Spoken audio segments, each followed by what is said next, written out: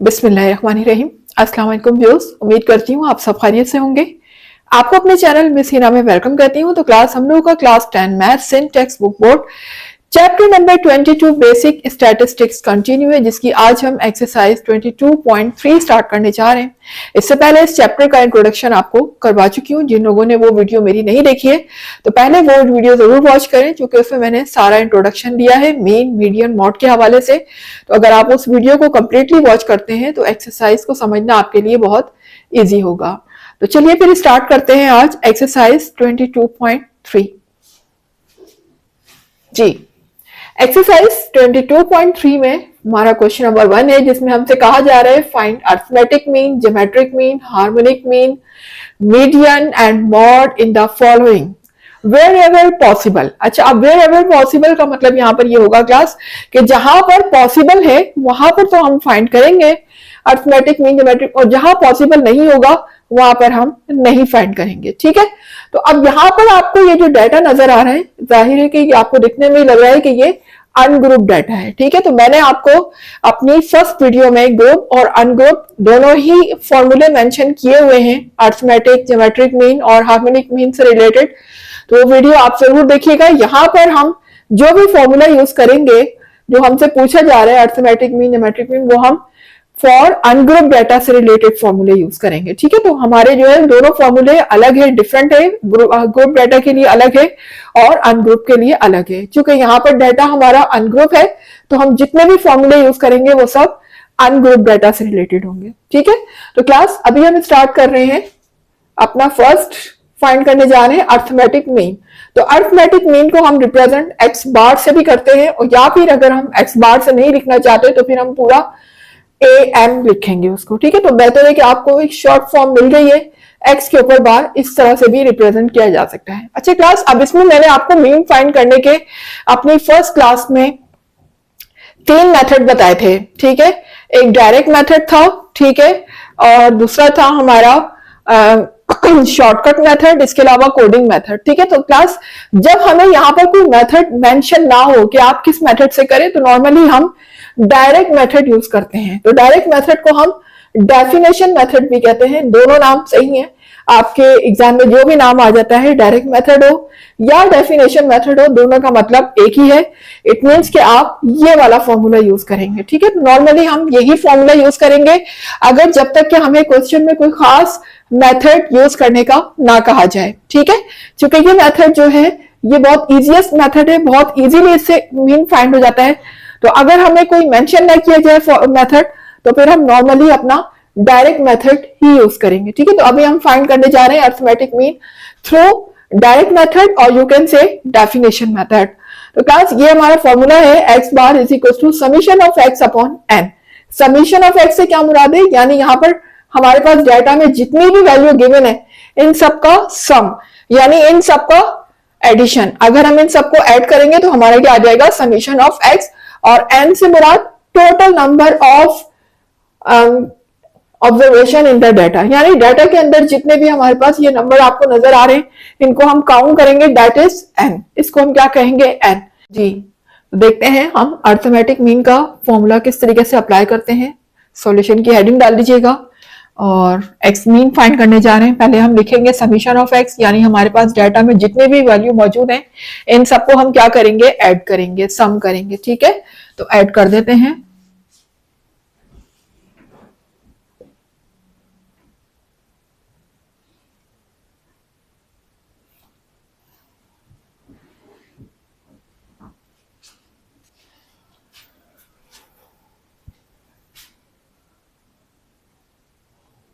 जी, ये सारी वैल्यूज आप देख सकते हैं हमने ऐड कर दी है। ठीक है, उसके बाद डिवाइड में क्या लिखा हुआ है, एन। एन का मतलब है total number of values in the data, यानी डाटा के अंदर जितनी वैल्यूज हैं 1 2 3 4 5 6 7 8 9, टोटल 9 वैल्यूज है। तो एन हमारे पास क्या हो जाएगा, 9। जी, तो क्लास जब आप इन तमाम वैल्यूज को अपने कैलकुलेटर में ऐड करेंगे और यहाँ पर जो बीच में वैल्यू आ रही है माइनस, उसको माइनस करेंगे, तो वो सब करने के बाद हमारा जो आंसर आएगा एडिशन के बाद वो होगा 107 अपॉन 9, ठीक है, 107, यानी कि इन सबको ऐड करने के बाद हमारा जो टोटल आएगा वो आएगा 107, और डिवाइड कर देंगे उसको 9 से। जब हम इसको 9 से डिवाइड करेंगे तो मीन हमारा क्या आ जाएगा, 11.888, ठीक है। तो क्लास यहाँ पर पॉइंट के बाद और भी ज्यादा वैल्यू लिखी होती है, लेकिन आपको ज्यादा वैल्यूज लिखने की जरूरत नहीं है, पॉइंट के बाद सिर्फ 3 डिजिट्स तक आप लिखिएगा, दैट्स इनफ, ठीक है। अब हम फाइंड कर लेते हैं ज्योमेट्रिक मीन। ये जो हमारा फॉर्मूला आपको नजर आ रहा है ये है ज्योमेट्रिक मीन जी। ये फॉर्मूला हमारा कहलाता है फॉर डेफिनेशन मेथड, ठीक है, ब्रैकेट में लिख देती हूं ताकि आपको याद रहे, ठीक है। तो अगर हमें जब कोई मेथड गिवन ना हो, कोई मेंशन ना हो, तो हम नॉर्मली डेफिनेशन मेथड को ही प्रेफर करेंगे, ठीक है। तो यहाँ पर ये मेरा डेफिनेशन मेथड मैंने लिख दिया है, इसका फॉर्मूला आपके सामने है। अब हम तमाम वैल्यूज जो डाटा में गिवन है उनको यहाँ पर पुट कर लेते हैं और फाइंड कर लेते हैं ज्योमेट्रिक मीन।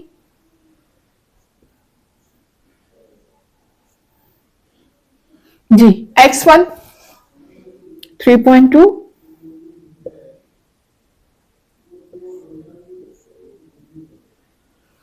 x2 है 6 और 1/n फॉर्मूले में लिखा हुआ है। n का मतलब हमारा total number of data in the given, तो टोटल नंबर ऑफ डाटा मेरा क्या था 9, तो यहां हम 1/9 कर देंगे, ठीक है। तो ये हमने ज्योमेट्रिक मीन का फॉर्मूला अप्लाई कर दिया। तो क्लास जब हम इन तमाम वैल्यूज को मल्टीप्लाई करेंगे, कैलकुलेटर से आप मल्टीप्लाई कीजिएगा, तो मल्टीप्लाई करने का, अब मुझे एक बात बताएं क्लास, यहाँ पर एक बहुत मेन बात मैंने आपको इंट्रोडक्शन वीडियो में बताई थी, और वो ये बताई थी कि ज्योमेट्रिक मीन हमारा कभी भी नेगेटिव नहीं आता है, geometric mean is always positive. तो अब आप यहाँ पर अगर इन तमाम वैल्यूज को मल्टीप्लाई करते हैं तो देखिए बीच में एक मेरा जो नंबर आ रहा है वो क्या है, नेगेटिव है। सिर्फ एक नंबर की वजह से क्या होगा कि ये जितनी भी वैल्यूज मल्टीप्लाई होकर आएंगी, आंसर हमारा किस में आ जाएगा, नेगेटिव में आ जाएगा, जबकि ज्योमेट्रिक मीन तो नेगेटिव होता ही नहीं, माइनस में कभी भी नहीं होगा ज्योमेट्रिक मीन। तो इसका मतलब यहाँ पर ज्योमेट्रिक मीन पॉसिबल नहीं है। हमारा आंसर किस में आ रहा है, नेगेटिव में आ रहा है। तो हम अपना आंसर कैसे लिखेंगे, geometric mean is not possible,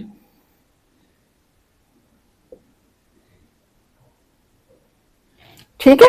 यहां पर ज्योमेट्रिक मीन हमारा पॉसिबल नहीं है। अब हम फाइंड कर लेते हैं हार्मोनिक मीन जी। तो क्लास अब हम फाइंड करने जा रहे हैं हार्मोनिक मीन, और इसको हम शॉर्ट में रिप्रेजेंट करते हैं HM से। इसका फॉर्मूला आपके सामने है n/समीशन ऑफ 1/x, ठीक है। तो ये फॉर्मूला हम यूज करने जा रहे हैं। तो क्लास अब यहाँ पर इस फॉर्मूले को अप्लाई करने से पहले आपको एक बात बता दूं कि क्लास देखिए यहाँ पर हमारे पास जब हम डिवाइड में बात करते हैं तो डिवाइड में ऑलरेडी फ्रैक्शन है, जबकि ये भी एक फ्रैक्शन है, यानी n के नीचे फ्रैक्शन, ठीक है, ये डिवाइड की लाइन और फिर उसके नीचे मजीद फ्रैक्शन। तो इसके लिखने के लिए काफी कॉम्प्लिकेटेड होगी। अगर हम बिल्कुल इसी तरीके से सीक्वेंसेस को लिखते हैं तो इसका एक बहुत आसान तरीका ही होता है कि हम यहाँ पर जो डिवाइड की लाइन यूज हुई है, तो उस डिवाइड की लाइन की जगह अगर हम डिवाइड का साइन यूज कर लेते हैं तो हमें जो है वैल्यूज को कॉपी करना फॉर्मूले में ज्यादा इजी हो जाएगा, ज्यादा इजीली कन्वीनियंटली हम जो है वो सॉल्व कर सकेंगे। तो देख लेते हैं हम किस तरीके से इसको सॉल्व करते हैं हार्मोनिक मीन को। सॉल्यूशन की हेडिंग डालिएगा। अब देखिए यहाँ पर न्यूमिनेटर में हमारा लिखा हुआ है n for total number of data, ठीक है। तो टोटल नंबर ऑफ डाटा हमारा कितना था, 9 था। हमने यहाँ पर 9 लिखा, ठीक है। 9 लिखने के बाद अब हम अगर यहाँ अपॉन की लाइन लगाते हैं, ठीक है, अपॉन की लाइन तो हम लगा देंगे जैसे यहाँ फॉर्मूला लगी हुई है, लेकिन आप यहाँ पर ये देखें डिनोमिनेटर में मजीद फिर एक और फ्रैक्शन है, यानी हमारे पास 3 फ्रैक्शन हो जाएंगे। तो वो लगाने से बेहतर है कि ये वाली जो लाइन है, जो डिवाइड की लाइन आपको नजर आ रही है n अपॉन, इसको मैं लाइन को ना लगाऊं बल्कि इसकी जगह मैं क्या यूज करूं, डिवाइड का साइन यूज कर लेती हूँ, ठीक है। एक ही बात है, लेकिन इस तरह सॉल्व करना काफी इजी हो जाता है। अब ये जो नीचे लिखा हुआ है ना अपॉन में, इसका फायदा ये होता है डिवाइड का साइन लगाने से कि हम उसको वैल्यू को अपॉन में नहीं बल्कि यहां लिख सकते हैं, ठीक है। तो अब हम यहाँ लिखने जा रहे हैं 1/x, यानी हर वैल्यू जो हमारे पास यहाँ डाटा में मौजूद है उसको हम किससे डिवाइड कर देंगे, 1 से, और उनका क्या फाइंड कर रहे हैं हम, सम, यानी कि उनकी एडिशन फाइंड करने जा रहे हैं। तो देखें, ब्रैकेट लगा देती हूं, 1/3.2 प्लस 1/6, उसके बाद माइनस 1/20 है। ठीक है, क्योंकि क्लास यहाँ पे देखिए माइनस का साइन आ चुका है, जबकि फॉर्मूले में हमारा सम है। तो क्या होगा कि माइनस साइन को अगर मैं यहाँ पर लगाती हूँ और बाहर प्लस लगाती हूँ, तब भी माइनस साइन उस प्लस साइन से मल्टीप्लाई होने के बाद क्या हो जाएगा, माइनस हो जाएगा। तो मैंने डायरेक्ट ही यहाँ पर साइन कौन सा यूज किया है, माइनस का। आप समझ जाइए कि सारी वैल्यू आपके सामने देख रहे हैं कि मैंने 1 से डिवाइड कर दी है। यहाँ पर मैं इसको कर्ली ब्रैकेट को क्लोज कर देती हूँ। ठीक है, तो वो वैल्यू जो हमें डिनोमिनेटर में लिखनी थी, अब उसका फायदा, डिवाइड का साइन लगाने का फायदा ये हुआ कि वो वैल्यू हम इजीली ऊपर ही लिख सकते हैं। ठीक है, वैसे भी नीचे लिखने में प्रॉब्लम होती, मजीद हम और फ्रैक्शन लगाते हैं, तो बेहतर है कि हम डिवाइड का साइन यूज कर लें। तो क्लास अब यहां पर हमने करना क्या है, देखिए इसको सॉल्व करना बहुत आसान होता है फ्रैक्शन को, अगर इनके सबके डिनोमिनेटर सेम होते हैं। ठीक है, डिनोमिनेटर तो यहाँ किसी के भी सेम नहीं है, डिफरेंट है एक दूसरे से, कहीं डेसिमल में आ रहे हैं, कहीं होल में आ रहे हैं। तो अब ऐसी सूरत में हम इसको कैसे सॉल्व कर सकते हैं कि हम 1 बाय 1 हर वैल्यू को 1 से डिवाइड करें कैलकुलेटर में, यानी इसको भी 1 से डिवाइड करें, सब वैल्यू को 1 से डिवाइड कर दें प्लस करके, सारी वैल्यूज वो मेंशन करें और फिर उसके बाद तमाम वैल्यूज को कैलकुलेटर में हम प्लस कर दें। प्लस करने के बाद फिर आगे सॉल्व करेंगे हम। तो अभी मैं क्या करती हूँ, 1 बाय 1 हर वैल्यू को 1 से डिवाइड करती हूँ।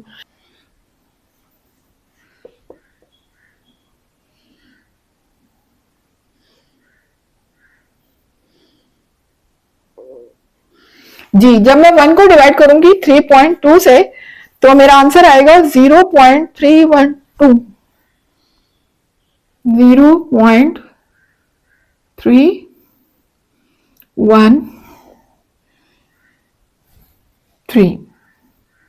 तो क्लास देखिए आंसर तो आपका पॉइंट के बाद और भी ज्यादा आ रहा होगा, लेकिन आपने सिर्फ 3 डिजिट्स तक लेने हैं और आखिरी वाले डिजिट्स को आप राउंड ऑफ करके लीजिएगा। राउंड ऑफ करना आपको मैंने बताया था बहुत अच्छी तरीके से कि यानी अगर इसका नेक्स्ट डिजिट 5 से ग्रेटर है या 5 है, तो हम इस वाले डिजिट में 1 प्लस कर देते हैं। ठीक है, और अगर 5 से लेस है तो फिर हम इसको वैसे ही कॉपी कर देते हैं और इसके बाद वाले डिजिट को रिमूव कर देते हैं। ठीक है, उम्मीद है कि राउंड ऑफ आपको समझ आया होगा, मैंने पहले भी बहुत अच्छी तरह से एक्सप्लेन किया है जी। अब यहां पर 1 को जब हम डिवाइड करेंगे 6 से, तो हमारा आंसर आएगा 0.166, 0.166 और ये हमने ब्रैकेट क्लोज कर दी यहां पर। ठीक है जी, तो क्लास ये देख लीजिए आप तमाम वैल्यूज को जैसे जैसे मैंने 1 से डिवाइड किया, आंसर आपके सामने मेंशन कर दिया, आपने भी बिल्कुल ऐसे ही करना है। ठीक है, उसके बाद हम ये करेंगे कि कैलकुलेटर में जैसे वैल्यू लिखी हुई है, जहां प्लस हो रही है सबको प्लस करेंगे, जहां माइनस साइन आएगा वहां हम कैलकुलेटर में माइनस साइन का यूज करेंगे। ठीक है, तो कर लेते हैं कैलकुलेटर से और करने के बाद आपको डायरेक्टली आंसर बताती हूँ यहाँ पर क्या रहा है इनको ऐड करने के बाद।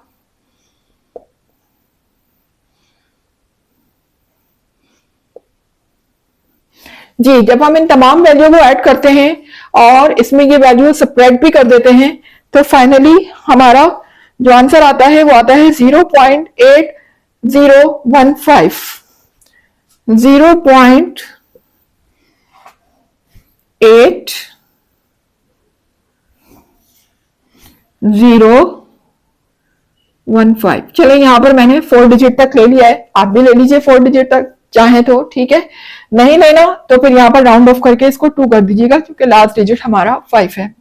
अच्छा क्लास, अब देखिए यहाँ पर हमने सबको सॉल्व भी कर लिया, प्लस भी कर लिया, डिवाइड भी कर लिया, ये हमारे पास आ गया। अब इस डिवाइड को मैं क्या करूंगी, कन्वर्ट कर दूंगी मल्टीप्लाई के साइन में। ठीक है, तो कन्वर्ट कर देते हैं डिवाइड साइन को मल्टीप्लाई में।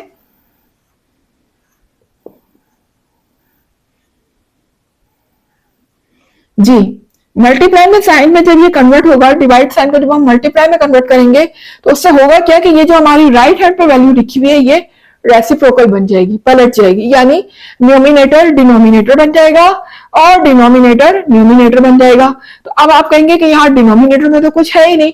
जब किसी वैल्यू के डिनोमिनेटर में कुछ नहीं होता तो क्या होता है, वन होता है। तो वन की हैसियत नीचे तो नहीं होती अपॉन में, लेकिन जब हम उसे ऊपर लेकर आते हैं तो बिल्कुल उसकी हैसियत होती है, हम मेंशन करते हैं वन को। ये देखें, जब मैं ऊपर लेकर आई इसको तो वन हमने मेंशन किया, और अब क्या हुआ कि 0.8015 नीचे चला गया और वन मेरा ऊपर आ गया। ठीक है, इस तरीके से आप देख सकते हैं। ठीक है, अब यहां पर मैं क्या करूंगी, मल्टीप्लाई कर दूंगी, जाहिर है न्यूमिनेटर को न्यूमिनेटर से मल्टीप्लाई कर दूंगी, यानी 9 को 1 से मल्टीप्लाई करूंगी तो ये हो जाएगा 9 अपॉन 0.8015। इस तरीके से आप देख सकते हैं कि कितनी इजीली हमारी वैल्यू आ गई, बजाय इसके कि हम इतनी लंबी लाइन लगाते और फिर इसको और कॉम्प्लिकेटेड बनाते, फ्रैक्शन के नीचे फ्रैक्शन।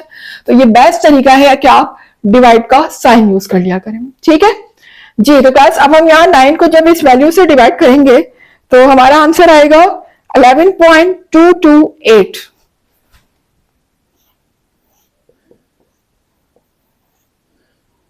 11.228। ठीक है, ये हमारा हार्मोनिक मीन आ चुका है। क्लास यहाँ पर देखिए आपकी बुक में आंसर में थोड़ा सा पॉइंट्स के अगर आगे पीछे हो जाती है वैल्यू तो कोई बात नहीं। वो क्यों होता है, ऐसा क्यों होता है, क्योंकि देखिए यहाँ पर हमने पॉइंट के बाद पूरी वैल्यू तो ली नहीं, हमने तो सिर्फ 3 डिजिट्स तक लिए हैं। ठीक है, तो अगर हम कैलकुलेटर से डायरेक्ट करते हैं, साइंटिफिक कैलकुलेटर से, तो जाहिर है कि फिर हम राउंड ऑफ करके तो नहीं लेंगे, हम पूरी वैल्यूज लेंगे, तो फिर पूरी वैल्यू के हिसाब से हमारा आंसर वही आएगा जो कि आपके बुक में आ रहा है।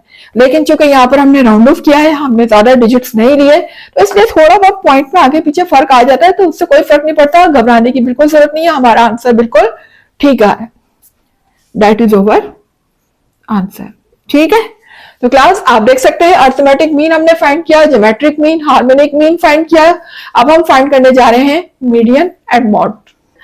तो क्लास मीडियन के बारे में आपको बता चुकी हूँ क्लास में कि it's a central value, data में जो सेंट्रल वैल्यू होती है उसे हम मीडियन कहते हैं। तो क्लास इसके लिए जरूरी है कि हम जो भी हमारे पास डाटा गिवन है, अनग्रुप डाटा, उसको हम सबसे पहले उसको किस में अरेंज करेंगे, असेंडिंग ऑर्डर में अरेंज करेंगे। असेंडिंग ऑर्डर का मतलब यानी वैल्यू को हम छोटे से बड़े की तरफ अरेंज करेंगे, फ्रॉम स्मॉलर टू ग्रेटर। ठीक है, आप देख सकते हैं कि मैं ऑलरेडी डाटा को अरेंज कर चुकी हूँ।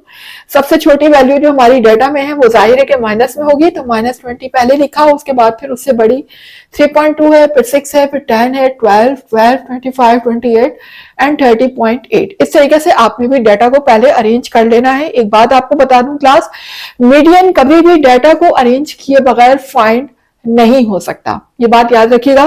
तो गलती से भी ये मत करना भूल जाइएगा, डाटा को अरेंज लाजमी करना है आपने असेंडिंग ऑर्डर में, इसके बगैर अगर आप मीडियन फाइंड करते हैं तो वो रॉन्ग आएगा। ठीक है, तो डाटा को लाजमी अरेंज करना है। अच्छा, अब यहां पर अरेंज करने के बाद हमारे पास मीडियन के बेसिकली 2 तरह के फॉर्मूले होते हैं, वो हम डाटा को देखकर डिसाइड करते हैं कि हमने यहाँ पर मीडियन का कौन सा फॉर्मूला अप्लाई करना है। तो हम डाटा को पहले देखते हैं, अगर ये ऑड नंबर्स हैं, ठीक है, इनको हम काउंट करते हैं, टोटल नंबर ऑफ डाटा अगर ऑड है तो फिर ऑड के लिए हमारा मीडियन का फॉर्मूला अलग होगा। अगर टोटल नंबर ऑफ डाटा जो है वो इवन है तो उसके लिए हमारा मीडियन का फॉर्मूला अलग होगा। अभी हमारे डाटा क्या है, ऑड है, देख सकते हैं आप 1 2 3 4 5 6 7 8 9। 9 क्या है, एक ऑड नंबर है, तो यहाँ पर हम फॉर्मूला यूज करेंगे ऑड नंबर का। ठीक है, यानी मीडियन का जो ऑड नंबर का जो हमारा फॉर्मूला है वो हमारा क्या होता है, मीडियन इज इक्वल टू, अब देखिए यहाँ पर हम मीडियन को किससे रिप्रेजेंट करते हैं, एक्स, और ये इस तरह से इसके ऊपर लहर बना देते हैं। लहर यानी कि आपको समझ सकते हैं जैसे हम उर्दू में अलिफ मद आ लिखते हैं ना, मद आ, सेम वही हम यहाँ पर सिंबल यूज करेंगे। This symbol is use for median. तो चाहे तो हम पूरा स्पेलिंग लिख के मीडियन, या फिर हम इसको इस तरह भी रिप्रेजेंट कर सकते हैं, तो बात एक ही है। ठीक है, तो पूरी स्पेलिंग लिखने के बजाय अगर हम ये सिंबल यूज कर लेते हैं तो इसका मतलब भी क्या है, हम मीडियम फाइंड कर रहे हैं जी। तो ये फॉर्मूला हमारे पास होगा n+1/2th वैल्यू। याद रखिएगा ये हमारे पास मीडियन नहीं आएगा बल्कि उसकी वैल्यू आएगी। फिर हम डाटा में से फाइंड करके लिखेंगे। तो अभी देख लीजिएगा किस तरीके से फाइंड होता है मीडियन। तो अभी हम फाइंड कर लेते हैं मीडियन। यहां पर देखिएगा n+1, n क्या है यहाँ पर, टोटल नंबर ऑफ डाटा, उसको हम क्या कहेंगे 9। यहां पर 9 है, 9 दिया हुआ है, यानी कि 9+1 अपॉन 2 ब्रैकेट आगे लिखेंगे वैल्यू। ठीक है, ये हमारे पास वैल्यू है, मीडियन बाद में आएगा। अब हम इनको प्लस कर लेते हैं, तो 9+1 हमारा हो जाएगा 10, डिवाइड हो रहा है 2 से,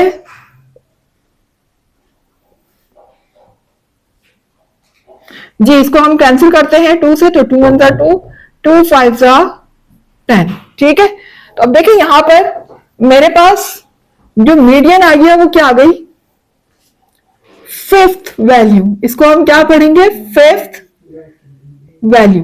तो ये मीडियन नहीं है, ये वैल्यू है, यानी डाटा में जो 5th पोजीशन पे लिखी हुई है दैट इज द मीडियन। अब हम देखेंगे कि डाटा में 5th पोजीशन पे कौन सी वैल्यू लिखी है, तो 1 2 3 4 5, 5th पोजीशन पे हमारा क्या लिखा हुआ है 12। तो हमारा मीडियन यहां पर क्या हो जाएगा 12। ठीक है, मीडियन हमारा आ चुका है 12। तो आप समझ गए होंगे कि मीडियन किस तरीके से फाइंड होता है। ये मीडियन नहीं है, गलती से भी इसको आंसर नहीं कर दीजिएगा, ये हमें सिर्फ और सिर्फ उस की पोजीशन बता रहा है मीडियन की, कि वो किस पोजीशन पर है। देखिए पोजीशन का जब भी पता चलेगा ना जब डाटा अरेंज होगा, अगर डाटा अरेंज नहीं होगा तो हमें कैसे पता लगेगा कि सेंट्रल वैल्यू कौन सी है। तो उसके लिए जरूरी है कि पहले डाटा को अरेंज किया जाए। ठीक है, तो यही हमारा आंसर होगा मीडियन। चले, मीडियन भी हमारा आ चुका है। Now we are going to find at the last mode. और जैसे कि आपको अपनी फर्स्ट क्लास में भी बता चुकी हूँ कि मॉड बेसिकली क्या होता है, most repeated value in the data. ठीक है, तो मॉड का बेसिकली अनग्रुप डाटा में कोई फॉर्मूला नहीं है, सिर्फ हमें ये देखना होता है कि सबसे ज्यादा वैल्यू कौन सी रिपीट हो रही है डाटा में। ठीक है, वही हमारा मॉड होता है। अब यहाँ पर भी डाटा की 3 तरह की टाइप्स आपको मैंने बताई थी। एक मैंने आपको बताया था यूनी मॉडल, ठीक है, यूनी मॉडल था, दूसरा था हमारा मल्टी मॉडल और एक था हमारा नॉन मॉडल। ठीक है, यूनी मॉडल क्या होता है कि अगर हमारी सिर्फ एक ही वैल्यू सबसे ज्यादा बार रिपीट हो रही है डाटा में तो दैट इज यूनी मॉडल। और अगर वो एक से ज्यादा वैल्यू, यानी एक वैल्यू के अलावा कोई दूसरी वैल्यू भी उतने ही टाइम रिपीट हो रही है, फॉर एग्जाम्पल जैसे यहाँ पर 12 2 टाइम रिपीट हो रहा है, अब अगर यहाँ पर 25 भी 2 टाइम रिपीट हो जाता फर्स्ट, ठीक है, तो यानी कि 2 नंबर 2 बार रिपीट हो रहे हैं, तो इसका मतलब उसका मॉड क्या होता, 2 नंबर्स होते, 12 एंड 25 2 होते। ठीक है ना, तो इसका मतलब अब वो कौन सी तरह का डाटा हो गया हमारा मल्टी मॉडल। ठीक है, और अगर कोई भी वैल्यू रिपीट ना हो डाटा में तो उसको हम क्या कहते हैं, नॉन मॉडल। ठीक है, तो अभी यहाँ पर देखिएगा हमारी सिर्फ एक वैल्यू जो है वो रिपीट हो रही है, दैट इज 12। 2 बार आ रहा है ना 12 डाटा में, तो हमारा मॉड यहाँ पर क्या होगा 12। अच्छा, मॉड को रिप्रेजेंट इससे करते हैं, आपको बताया था मैंने एक्स के ऊपर ये उल्टा कैप जो मैंने पहनाया हुआ है, इस तरह से कैप का जो इसमें सिंबल है वो लगाया हुआ है, तो हम इसको इस तरह भी रिप्रेजेंट कर सकते हैं, और अगर आप चाहें तो पूरा मॉड लिख के भी रिप्रेजेंट कर सकते हैं, बोथ आर राइट। ठीक है, तो शॉर्ट में अगर आप लिखेंगे तो इस तरीके से लिखेंगे। अभी हम फाइंड करने जा रहे हैं मॉड जी। तो most repeated value in the data क्या है हमारे पास 12, तो मॉड यहां पर क्या हो जाएगा 12, दैट इज ओवर आंसर जी।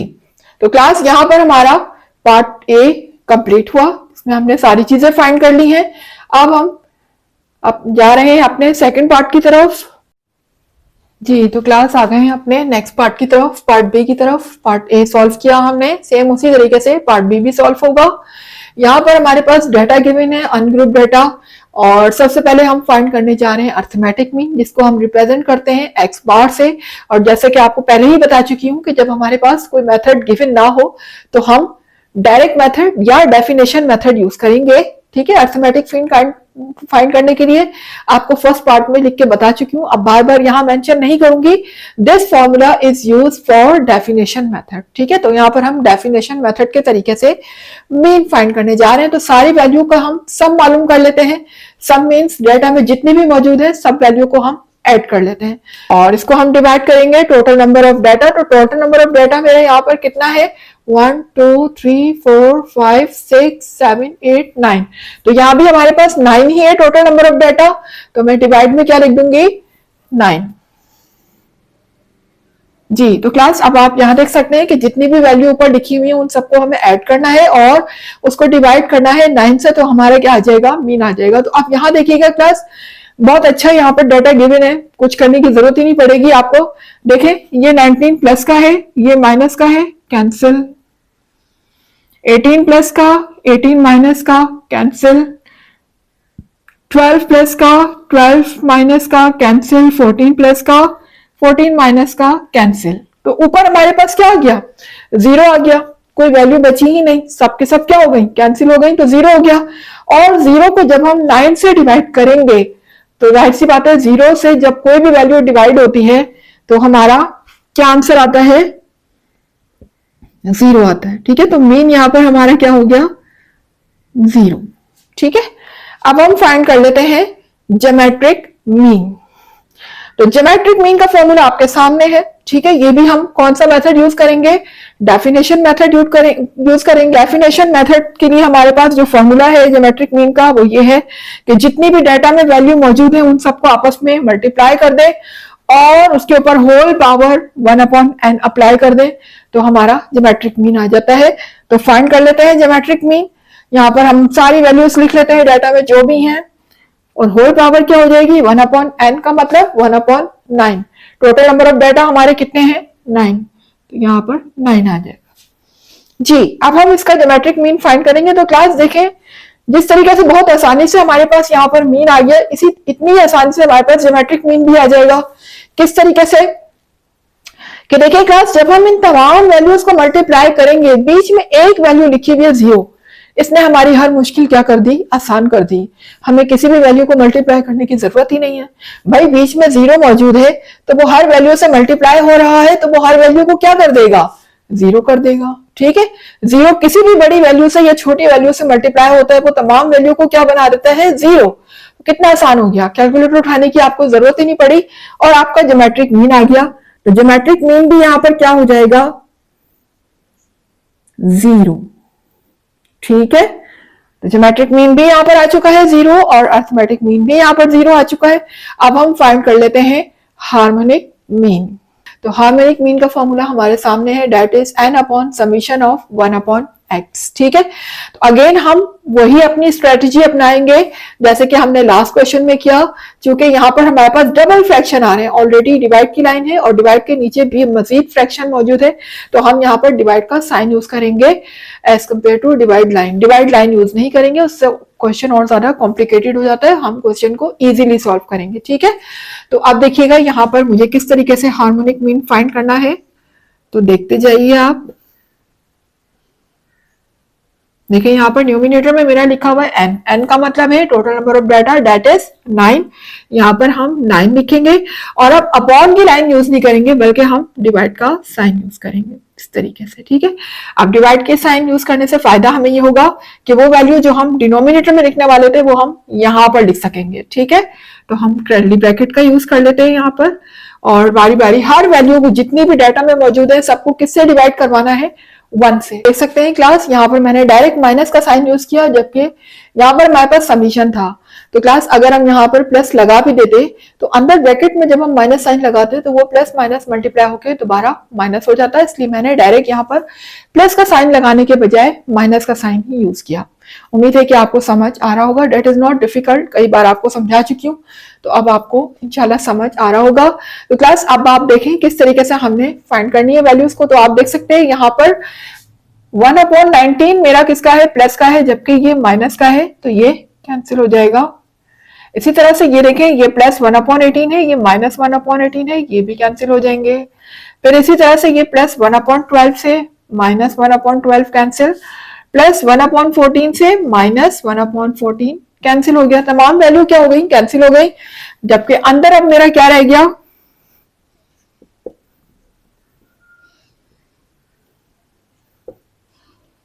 1/0। ठीक है, तो क्लास एक बात आपको आज बता दूं कि जब 0 हमारा न्यूमिनेटर में होता है, ठीक है ना, अगर ये 0 यहां होता तो देखिए न्यूमिनेटर में जब होता है तो डिनोमिनेटर में कुछ भी लिखा होगा उसको क्या कर देगा, जीरो कर देगा। लेकिन अगर जीरो ही डिनोमिनेटर में आ जाए, अगर जीरो हमारा डिनोमिनेटर में आ जाए तो फिर वो जीरो नहीं करेगा। इसका मतलब अब इसकी वैल्यू पॉसिबल नहीं है। 1/0 का मतलब हमारा बेसिकली क्या होता है, साइड पे लिख देती हूँ, रेफरेंस दे देती हूँ, इसको हमेशा याद रखिएगा कि 1/0 ऊपर का यहाँ तो 1 लिखा हुआ है, कोई भी वैल्यू हो सकती है, 2 भी हो सकती है, 3 भी हो सकता है, वॉटेवर। लेकिन अगर उसके डिनोमिनेटर में जीरो आ जाता है तो उसका मतलब होता है इनफाइनाइट। क्या मतलब होता है उसका, इनफाइनाइट। इस तरीके से उसको रिप्रेजेंट करते हैं हम, ठीक है। तो ये आप याद कर लीजिएगा अच्छी तरीके से। ये आपका एमसीक्यूज में भी सवाल आ सकता है कि अगर वैल्यू 1/0 हो तो उसको हम किससे रिप्रेजेंट करते हैं, तो आपको पता होना चाहिए उसको हम इनफाइनाइट से रिप्रेजेंट करते हैं। तो क्लास यहाँ पर 1/0 का मेरा मतलब हमारा मतलब हो जाएगा कि क्या लिखेंगे हम यहाँ पर, इनफाइनाइट, ठीक है। अब इसका मतलब क्या हो गया कि 9/इनफाइनाइट हो गया, ठीक है। डिवाइड का मतलब तो यही होता है ना कि ये वैल्यू अपॉन में लिखी हुई है। अब अगर मैं डिवाइड का साइन हटाती हूँ तो मैं डिवाइड की लाइन यूज करूंगी। ये लीजिए, ये नीचे आ गई वैल्यू इनफाइनाइट, ठीक है।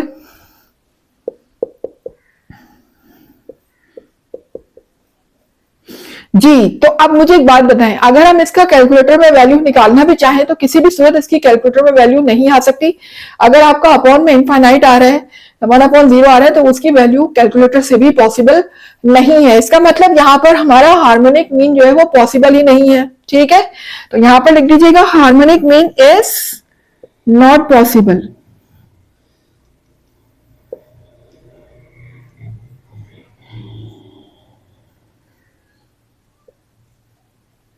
जी, खैर यहाँ तो नॉट पॉसिबल आ गया हार्मोनिक मीन। तो हार्मोनिक मीन के बारे में एक बात आपको बता दूं क्लास, जिस तरह ज्योमेट्रिक मीन में आपको मैंने बताया था कि वहां पर वैल्यू नेगेटिव नहीं आ सकती, अगर नेगेटिव आएगी तो इसका मतलब ज्योमेट्रिक मीन पॉसिबल ही नहीं, क्योंकि ज्योमेट्रिक मीन कभी भी नेगेटिव हो ही नहीं सकता।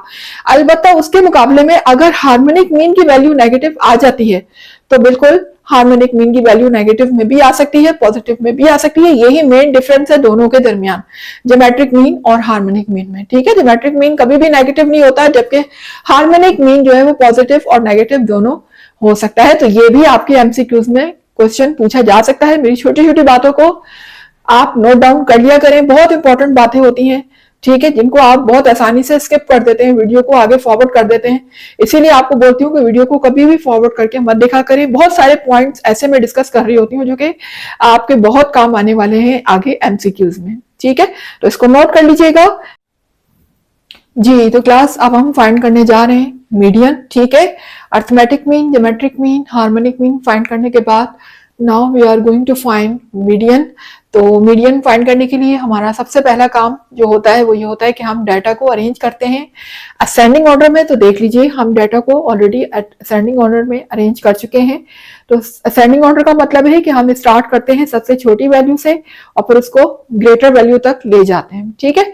तो सबसे छोटी वैल्यू अगर इसमें देखी जाए तो वो है -19। आपको पता है कि माइनस में जितनी ज्यादा बड़ी वैल्यू होती है उसकी वैल्यू उतनी ही कम होती जाती है। तो यहाँ पर सबसे बड़ी वैल्यू माइनस में 19 है, तो जाहिर है कि ये सबसे छोटी वैल्यू कंसीडर की जाएगी एज अ माइनस में। लेकिन अगर यही वैल्यू प्लस में होती तो यही सबसे बड़ी वैल्यू होती, ठीक है। तो माइनस में अपोजिट हो जाता है प्लस का, ये बात आपको ऑलरेडी पता है।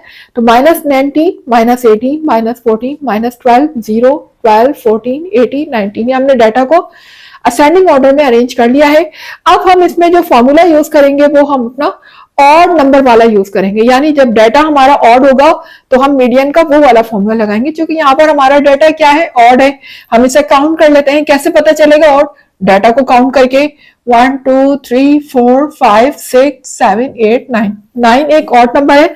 तो यहाँ पर हम अपना जो फॉर्मूला यूज करेंगे मीडियन का वो भी ऑड नंबर का होगा, और ऑड नंबर का फॉर्मूला हम क्वेश्चन नंबर 1 में भी यूज कर चुके हैं। सेम वही फॉर्मूला यहाँ भी यूज करेंगे, n+1 two th value, n+1 upon 2 th value. तो अब यहां पर मैं फाइंड करने जा रही हूं मीडियन। जी, n का मतलब 9 होगा, यहाँ पर टोटल नंबर ऑफ डाटा 9 है, तो 9+1 अपॉन 2। जी, उसके बाद इनको ऐड कर लेंगे हम, 9+1 हो जाएगा 10 अपॉन 2, यहाँ पर हम कैंसिल कर देंगे, 2 1 2, 2 5 10। तो अब यहाँ पर मेरा मीडियन क्या आ जाएगा, मीडियन वैल्यू मेरी आ जाएगी 5th वैल्यू, यानी डाटा में 5th पोजीशन पे कौन सी वैल्यू लिखी हुई है। तो हम काउंट करेंगे 1 2 3 4 5, 5th पोजीशन पे मेरा क्या लिखा हुआ है, 0। तो मीडियन यहां पर मेरा क्या हो जाएगा, 0। ठीक है, तो मीडियन यहाँ पर 0 आ चुका है। आइए अब हम अपना लास्ट मॉड फाइंड कर लें। तो मॉड का बेसिकली कोई फॉर्मूला तो नहीं है, सिर्फ हमें ये देखना होता है कि डाटा में कौन सी वैल्यू जो है वो सबसे ज्यादा रिपीट हो रही है, यानी कि most repeated value in the data. ठीक है, तो most repeated value in the data अगर हम देखते हैं तो यहाँ पर कोई भी वैल्यू ऐसी नहीं है जो कि रिपीट हो रही हो, यानी हर वैल्यू एक ही दफा है। देखिए 19 एक ही दफा है, -19 भी वन टाइम है, 18 भी वन टाइम है, सब जितने भी नंबर है वो सब वन टाइम ही लिखे हुए हैं, कोई भी नंबर रिपीट नहीं हो रहा है। इसका मतलब यहाँ पर अब मॉड क्या हो जाएगा, मेरा मॉड हो जाएगा 0। ठीक है, मॉड क्या होगा, 0 होगा। आगे ब्रैकेट में इसकी रीजन लिख देंगे क्यों 0 होगा, क्योंकि जो हमारा डाटा है वो क्या है, नॉन मॉडल है। नॉन मॉडल हमारे पास, मैंने आपको बताया था अपने इंट्रोडक्शन वीडियो में कि 3 तरह के डाटा होते हैं। तो मॉड हम उन डाटा को देखकर फाइंड करते हैं, एक होता है नॉन मॉडल, यूनी मॉडल और मल्टी मॉडल। तो यहाँ पर जो हमारा डाटा है वो नॉन मॉडल है, यानी कोई भी वैल्यू रिपीट नहीं हो रही, इसका मॉड 0 है। तो हम यहाँ पर ब्रैकेट में लिख देंगे नॉन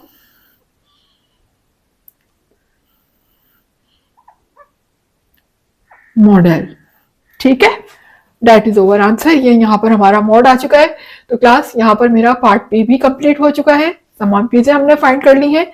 अब हम आ जाते हैं अपने पार्ट सी की तरफ। तो पार्ट सी बिल्कुल सेम उसी तरीके से होगा जैसे कि हमारे पार्ट ए और पार्ट बी हुए। यहाँ पर भी पहले हम अर्थमेटिक मीन फाइंड कर लेते हैं। तो अर्थमेटिक मीन का फॉर्मूला सेम वही चला आ रहा है, आपके सामने है, x mean is equal to summation of x upon n. ठीक है, ये हमारा कौन सा फॉर्मूला कहलाता है, डायरेक्ट मेथड। ठीक है, ये हम मीन फाइंड करने जा रहे हैं थ्रू डायरेक्ट मेथड, और इसको हम डेफिनेशन मेथड भी कहते हैं। ठीक है, तो यहां से अब हम मीन फाइंड कर लेते हैं। समीशन ऑफ एक्स का मतलब है कि जितनी भी वैल्यूज डाटा में मौजूद है इन सबका सम, इन सबकी एडिशन, सब वैल्यू को ऐड कर लेते हैं, और ये पूरी वैल्यूज डिवाइड हो रही है एन से। तो टोटल नंबर ऑफ डाटा हमारे पास यहाँ पर क्या है, तो 1 2 3 4 5 6 7 8 9 है। तो हम यहाँ पर डिवाइडेड बाय 9 लिख देंगे। ठीक है, अब हम इन तमाम वैल्यूज को जब कैलकुलेटर में प्लस करेंगे तो प्लस होने के बाद जो हमारी वैल्यूज यहाँ पर आएंगी वो कुछ इस तरीके से होंगी।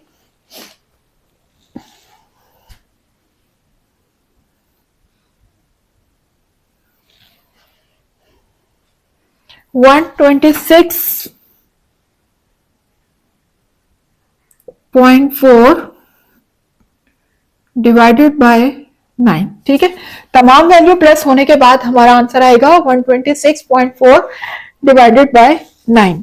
अब उसके बाद हमने क्या करना है, इस वैल्यू को हम जब डिवाइड करेंगे कैलकुलेटर से डिवाइडेड बाय 9, तो फाइनली हमारा आंसर यहां पर आ जाएगा 14.044।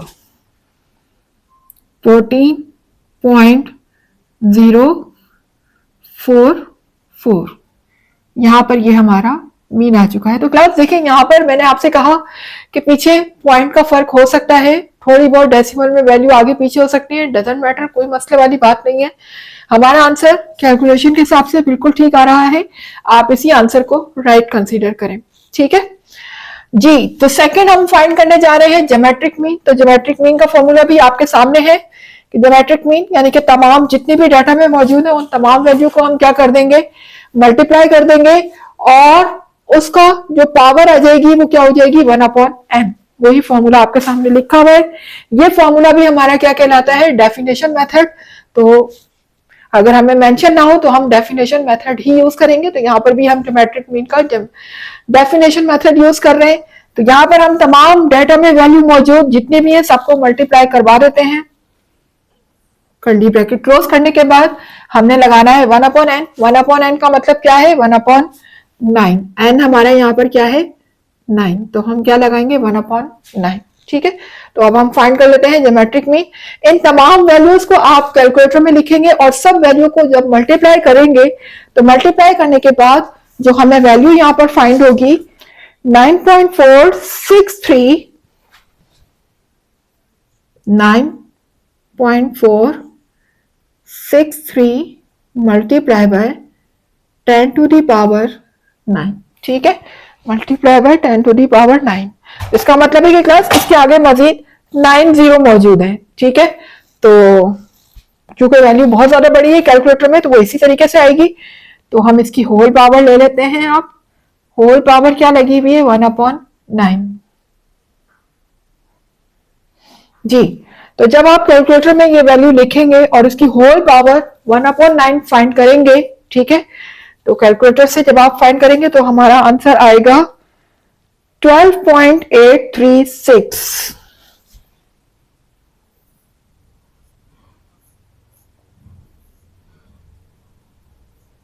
12.836 डेट इज ओवर आंसर। ठीक है, तो हमारा ज्योमेट्रिक मीन क्या आ जाएगा 12.836।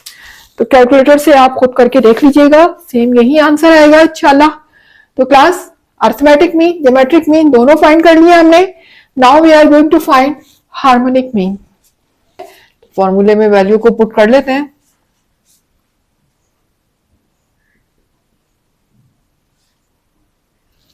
एन हमारा क्या होगा 9 होगा। काउंट कर लेते हैं टोटल नंबर ऑफ डाटा 1 2 3 4 5 6 7 8 9। तो एन की प्लेस में हम रखेंगे 9 और जो नीचे डिवाइड की लाइन हमारी लगी हुई है हम डिवाइड की लाइन की जगह क्या यूज करेंगे डिवाइड का साइन यूज करेंगे। ठीक है, उसके बाद डिवाइड में हमारे पास समीशन ऑफ 1/x है, यानी जो भी डाटा में वैल्यू मौजूद है उन सबको मुझे किससे डिवाइड करना है 1 से डिवाइड भी करना है और उनका सम भी फाइंड करना है। भी x की वैल्यू थी उन सबको मैंने 1 से डिवाइड कर दिया है। तो क्लास यहां पर हम हर वैल्यू को 1 से डिवाइड करते जाएंगे। जब 1 से सब तमाम वैल्यू को डिवाइड कर देंगे तो लास्ट में इनको प्लस कर देंगे। मैं यहाँ पर आपको पूरा एक एक को करके नहीं दिखा रही हूँ क्योंकि ऑलरेडी मैं करके दिखा चुकी हूँ। आप खुद भी कैलकुलेटर से कर सकते हैं इजीली।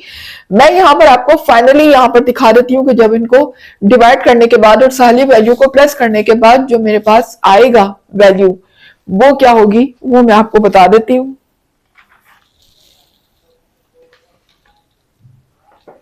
जी, ये हो जाएगा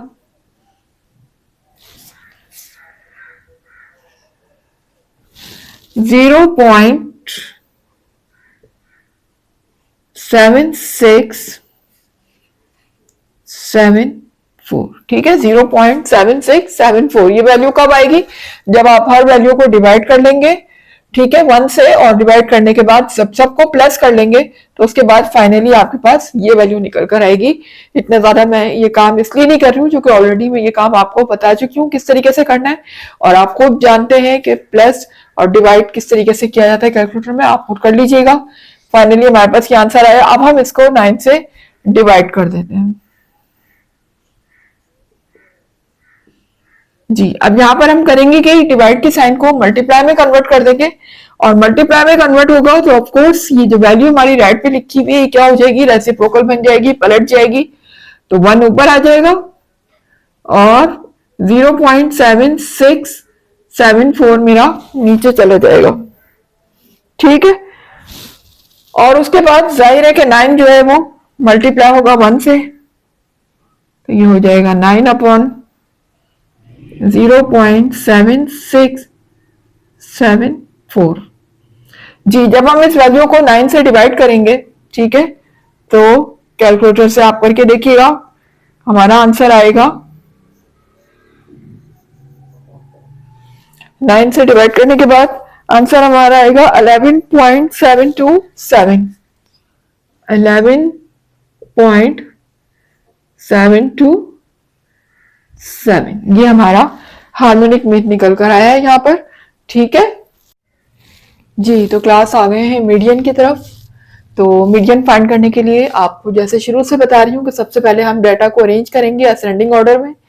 असेंडिंग ऑर्डर मुराद मीन कि यहाँ पर from smaller value to greater value, यानी हम स्मॉलर से स्टार्ट करेंगे और उसे ग्रेटर तक लेकर जाएंगे। तो आप देख सकते हैं ये मैं अरेंज कर चुकी हूँ डाटा को। सबसे स्मॉलेस्ट वैल्यू इसमें 6.5 है, और फिर उसके बाद ग्रेटर होती होती एंड हमारा कहां पर हुआ 25 वैल्यू पर। तो यहाँ पर हम डाटा को पहले अरेंज कर चुके हैं, उसके बाद अब हम फॉर्मूला डिसाइड करेंगे, क्योंकि यहाँ पर हमारे पास मीडियन के दो फॉर्मूले हैं, इवन डाटा के लिए अलग है और ऑड डाटा के लिए अलग है। तो हमें कैसे पता चलेगा कि डाटा ऑड या इवन है? तो हम पूरे नंबर्स को काउंट करेंगे डाटा के अंदर, तो टोटल नंबर हमारे क्या है, n यहाँ पर 9 है। 9 क्या है, एक ऑड नंबर है। तो हम फॉर्मूला जो लिखेंगे वो ऑड नंबर का लिखेंगे, मीडियन का। तो ऑड नंबर का फॉर्मूला होता है x plus one upon 2 th value. ठीक है, ये वैल्यू होती है, आंसर नहीं होता। आंसर हम बाद में डिसाइड करते हैं। तो अभी हम फाइंड कर लेते हैं median.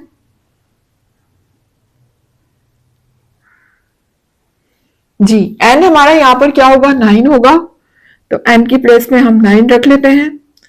9 plus 1 upon 2 th value d। यहां पर ऐड करेंगे 9 प्लस 1 को, तो ये हो जाएगा 10। 10 अपॉन 2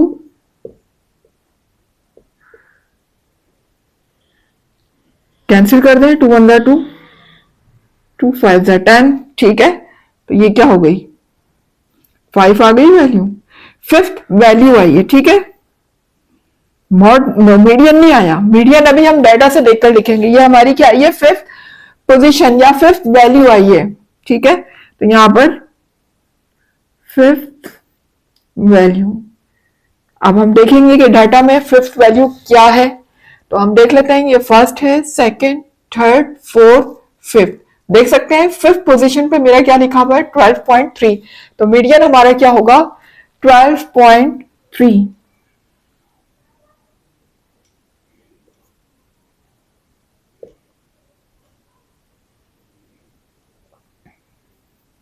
ये हमारा मीडियन आ चुका है यहां पर। जी, तो क्लास अब हम लास्ट में फाइंड करने जा रहे हैं मॉड। और जैसा कि आपको पता है कि मॉड का फॉर्मूला हमारा होता है most repeated value in the data. तो आप डाटा में देख सकते हैं कि क्या कोई वैल्यू इसमें रिपीट हो रही है। तो आप देख सकते हैं कि हर वैल्यू सिर्फ वन टाइम ही लिखी हुई है, कोई भी वैल्यू इसमें ऐसी नहीं है डाटा में जो कि रिपीट हो रही हो, एक से ज्यादा टाइम आ रही हो। तो उस सूरत में फिर हमारा मॉड क्या होता है, मॉड 0 होता है। क्यों होता है, क्योंकि हमारा डाटा नॉन मॉडल है। तो हम किस तरीके से देंगे इसका आंसर, आप दोनों लिख सकते हैं, मॉड भी लिख सकते हैं और मॉड को हम रिप्रेजेंट इस तरीके से भी करते हैं, उल्टा कैप से, आपको कल भी बताया था। तो अब देखिए यहां पर जो हमारा आंसर होगा, चूंकि मॉड तो हमारा 0 आ रहा है, तो हम डायरेक्ट यहां पर नॉन मॉडल भी लिख सकते हैं। 0 भी सही होगा, लेकिन चूंकि आपकी बुक में पीछे नॉन मॉडल के नाम से दिए हुए आंसर, तो आप भी यहां पर नॉन मॉडल लिख लीजिए।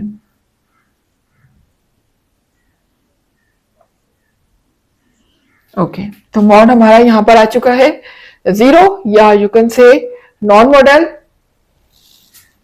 That is our answer. तो क्लास यहां पर मेरा पार्ट सी हो चुका है कंप्लीट। उम्मीद है कि आपको समझ आया होगा। तो क्लास आज के लिए बस इतना ही, क्योंकि वीडियो बहुत ज़्यादा लंबी होने की वजह से मैं बाकी के पार्ट्स कंटिन्यू नहीं कर पाऊंगी। इंशाल्लाह इसके रिमेनिंग पार्ट हम स्टार्ट करते हैं अपनी नेक्स्ट वीडियो में। जब तक के लिए मुझे इजाजत दीजिएगा। बस जाने से पहले एक ही बात कि क्लास अगर वीडियो पसंद आ रही है, कॉन्सेप्ट क्लियर हो रहे हैं और कुछ सीख रहे हैं आप मेरी वीडियो से, तो फिर वीडियो को लाइक जरूर कर दीजिए। चैनल को लाजमी सब्सक्राइब कर दें ताकि हर नई आने वाली वीडियो का नोटिफिकेशन आपको टाइम पर मिलता रहे। इसके अलावा जितना ज्यादा हो सके वीडियोस को शेयर भी क्या करें, और अपने अच्छे अच्छे कमेंट भी दिया करिए कि आपको वीडियो कैसी लग रही है, कहाँ तक समझ आ रहा है। इंशाल्लाह मिलते हैं अपनी नेक्स्ट क्लास में। जब तक के लिए अल्लाह हाफिज।